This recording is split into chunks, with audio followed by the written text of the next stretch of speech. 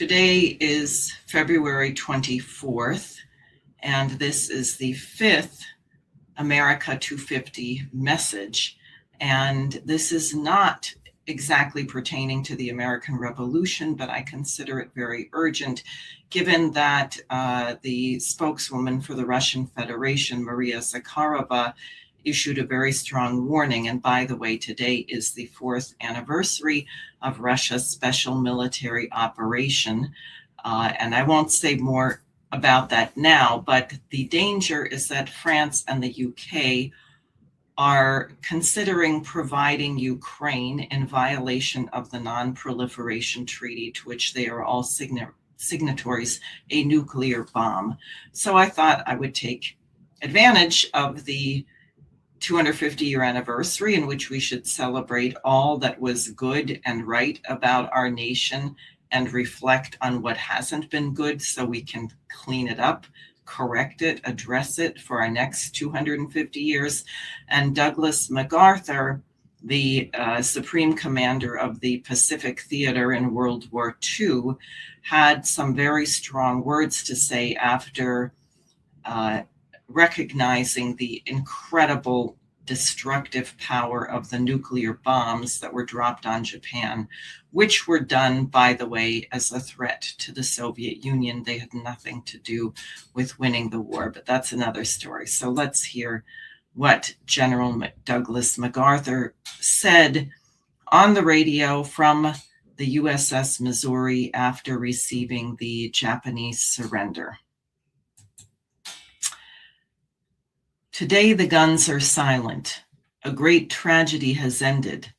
A great victory has been won.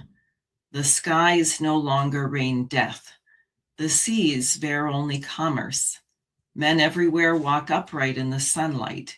The entire world lies quietly at peace.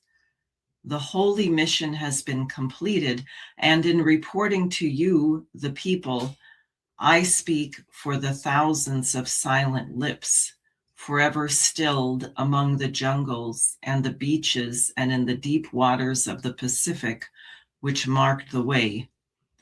I speak for the unnamed brave millions homeward bound to take up the challenge of that future, which they did so much to salvage from the brink of disaster.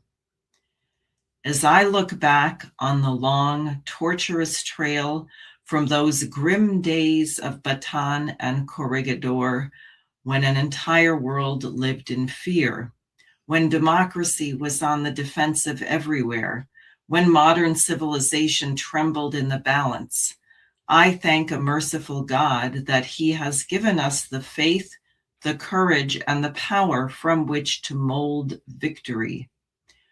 We have known the bitterness of defeat and the exultation of triumph, and from both we have learned that there can be no turning back. We must go forward to preserve in peace what we won in war. A new era is upon us. Even the lesson of victory itself brings with it profound concern, both for our future security and the survival of civilization. The destructiveness of the war potential through progressive advances in scientific discovery has in fact now reached a point which revises the traditional concept of war. Men since the beginning of time have sought peace. Various methods through the ages have been attempted to devise an international process to prevent or settle disputes between nations.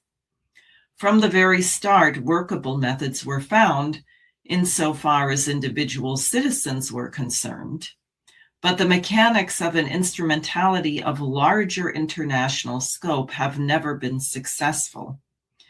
Military alliances, balance of power, leagues of nations all in turn failed, leaving the only path to be by way of the crucible of war. The utter destructiveness of war now blots out this alternative. We have had our last chance. If we do not devise some greater and more equitable system, Armageddon will be at our door. The problem basically is theological and involves a spiritual recrudescence and improvement of human character that will synchronize with our almost matchless advance in science, art, literature, and all material and cultural developments of the past 2,000 years. It must be of the spirit if we are to save the flesh.